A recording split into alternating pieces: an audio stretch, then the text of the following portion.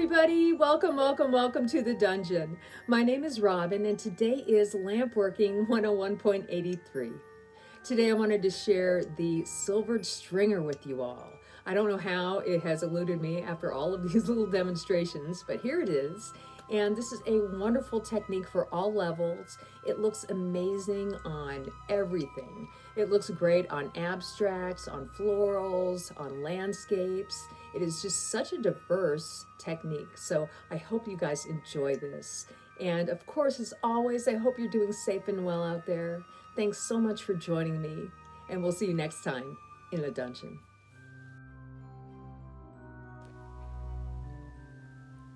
All right, I'm gonna start this demo out by just heating up our base color, the coral red. I don't know exactly which coral red this is, but I would imagine any of the coral reds would work just like this one. Maybe not, but it's all about experimenting in the end, having fun and experimenting with the glass. So I'm just gonna get a good amount of this glass hot, a nice bundle. And I don't want to pull it out too thin. Silvered stringer can get really brittle, so the thinner you get it, the more gentle you have to be when you're using it. And right here, all I want to do is kind of even the sides up a little bit and get it nice and even, so my roll on the silver is nice and even. And what I will do here is I will use a pair of tweezers to hold my silver down while I pick it up. And I'm using silver foil and I'm rolling it up several times. You don't have to go around just once. I am kind of in the whole theory of the more silver, the better. So don't be afraid to use as much silver as you want. You also want your silver to be nice and clean and not tarnished. So keep it in a baggie if you need to. In the dark. Okay, so what I'm going to do here after I've melted in the silver is I am going to use some metal punties. These are just bead mandrels, and I'm using them to punty up on both sides. And I like to do this when I'm pulling out a thicker stringer because I can heat it up a whole bunch and the ends won't fall off or melt off. I just feel like it's more secure, like I have a little bit more control. And now I'm just going to go ahead and pull it out into a nice, on the thick side stringer. And you'll see how different this color looks with the silver on it. All the colors that you pull out that have silver on it are going to look different from the colors. So they're going to look darker, they might have some sparkle in it. And there it is. All right, let's go ahead and use them. I wanted to make a kind of a striped bead, like a bead that had just a 2-color base, but I wanted to do it lengthwise. So what I'm going to do here is use the Ivory Black, and this stringer, this coral silvered stringer looks amazing on black. It's just incredible. So that's what we're going to do. And I'm just gonna get a nice length of glass, like always, on my mandrel. I got a little bit of glass on the mandrel there, and I wanna make sure I cover it up, and then I'll just go a little bit past it. This will be a nice big focal bead. Of course, you can make your bead any shape, any size you want. And before I add any more color on here, I am just going to straighten everything up, even it out, and make sure my edges look nice and clean. So when I roll this glass out, I'm always super careful. I try not to push too hard. When you're working in the middle of the mandrel, you do kind of run the risk of pushing too hard when you roll on something, and you could bend it, so be very careful if you do that. All right, so now for the outer shell of the bead, I wanted to use a turquoise blue, but I need to also add some extra black to make it all the same thickness all the way around. So first I'll add a couple of black swipes on both sides, and then I'll go ahead and use the opaque turquoise blue and give it a couple swipes on the opposite sides. This is an interesting color. It works different depending on what torch you have, what flame you have. It can tend to want to, I don't know, oxidize maybe a little bit and turn kind of a silvery color. It's kind of strange, but it is what it is. So if you notice that, you might want to adjust your flame a little bit. Now, once I have all my color on the bead, I just want to start heating it all in and getting back into that nice, even, round, barrel-shaped bead. And as always, it takes a little time. You know, my game plan is always like heat one side and use the other side as my guide when I roll it out. You know, if it's really long, then I'll heat the middle and then roll that out, and then I'll heat the other end.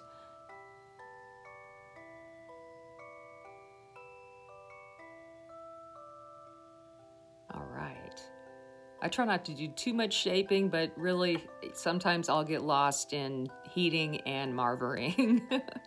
Okay, let's go ahead and add this stringer on here. And I thought it would be kind of fun to do a stripe on one side of this bead. And as I'm doing this, I am heating up the bead where I want to add the cane, and then I will apply it. It'll be a little warmer and more accepting of the stringer when you run it down that length.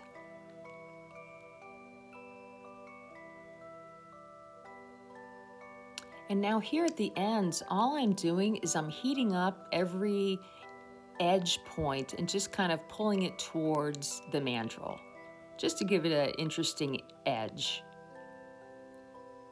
And this is nice because anytime you end a stringer, you will see the inside of the color, your base color, really well.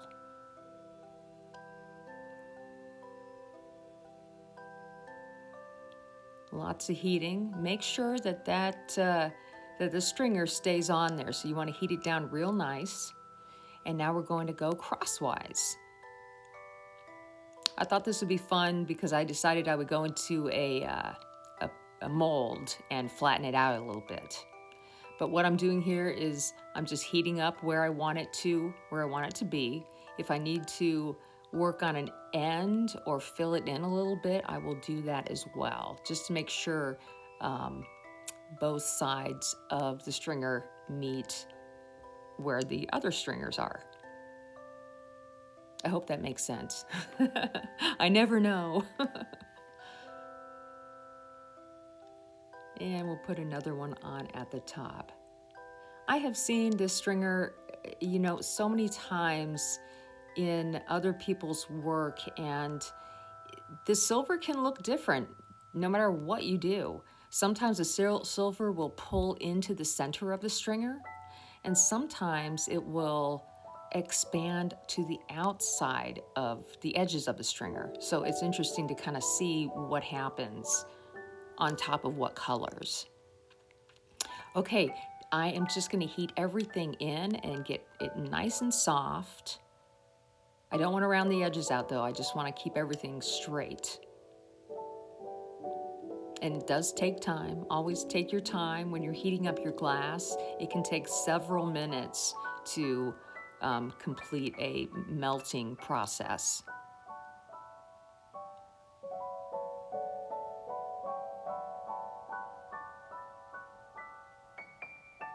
All right.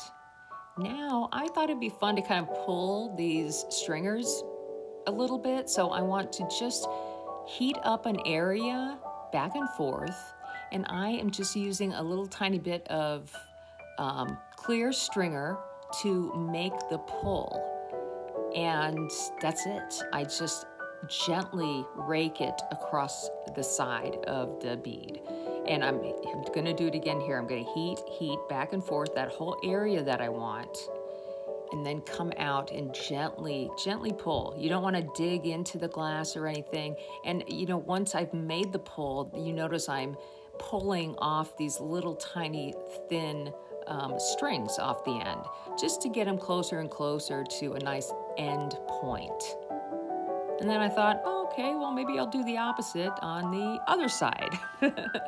And sometimes if you need a little extra help, you see I'm just kind of dragging it, but I'm using the flame as well to kind of help me heat it up. And I feel like I was a little heavy-handed there, but it's glass. It does what it does. And in the end, a bead like this looks amazing, no matter how awkward your pull might be. So don't freak out if you're trying to do these pulls for the first time and they may not work out perfectly. Just keep working at it at the same pull. A little bit of heat, a little bit of pull.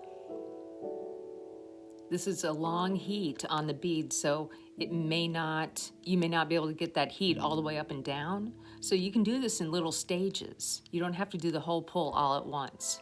But the more even you have your heat, the easier it is to make that pull. And if you get stuck, then next time try a little bit more heat. Ooh, I like the way that looks. Okay, I'm using the Wide Crunch number 2. This is a catwalk bead press. And I just love the curve that this press gives me. And I thought it would be perfect because this is like a two-sided bead. But first, you always want to reinforce your shape and melt everything in and make it look real nice before you go into a mold. I don't worry too much about the edges. I mean, I do, but I'm not like really crazy about the edges here because I know that when I go into that press, the edges will press down a little bit and I will fix them after that. But what I'm looking for now is just a very nice even shape and then a really good even heat. And you can see right now how that silver has really moved around that coral. You could stop right here if you want to. If you don't have a press or you don't want to flatten it, then this would look beautiful. But there's something about going into the press. It's like really satisfying. And gosh, I really think it made this whole bead a really exceptional little bit of eye candy. All right, so and now at this point, anytime you go into a bead press, you're gonna have that chill mark on the surface. So I spend a lot of time very gently heating all of that off. And then I will go into the press one more time. So I'm just gently pulling in my edges a little bit, my sides, and the edges from the top and bottom. And then giving it a nice overall heat one more time. And back into the press. All right, now all I need to do is fire polish the whole bead and we'll be done. If you need to, push anything around at the very end here, like your edges, this is the time to do it. Other than that, you guys, I am so glad that you stuck around to the end here. Thank you so much for joining me. And on that note, I will see you next time in the dungeon.